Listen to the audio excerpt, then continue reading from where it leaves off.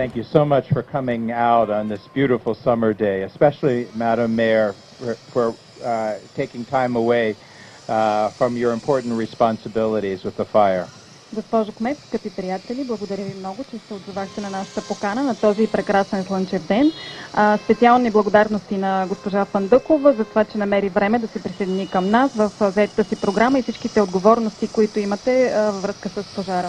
I'm very pleased to be opening up this photo exhibition, America is. Много се радвам да открия тази фотоизложба, която се казва Америка е. And as you see, America is many things. И както виждате, Америка е много неща. It's not only the beauty of the country, it's also the beauty of the people that you'll see in these photographs. Не само природните красоти на страната, но и красивите хора, които ще видите на тези фотографии. And as you'll also see, it's the values for which we stand: freedom, prosperity, the rights of the individual. Както ще видите, те изобразяват и ценностите, зад които ние заставаме, а именно просперитет, свобода и право на избор. We celebrate tomorrow, July 4th, the day of our independence, the day that we won our independence from the British. Утре празнуваме 4 юли, който е денят на независимостта, денят на нашата независимост, която сме отвоювали от британските колонизатори. Първо да честитим в аванс празника на Деня на независимостта на Негово превъзходителство и на всички американци.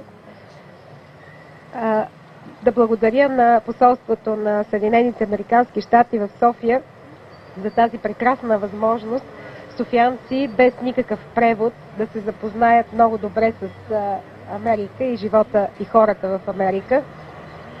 Мисля, че това е най-прекрасното място за изложби в София. Мисля, че тук всеки може свободно да се разходи, да се докосне до изкуството и това всъщност е едно от достоинствата на нашия град, не само жителите, но и гостите на града, с тези хубави цветя, новия булевард, който се изгражда, се вижда, че София се развива.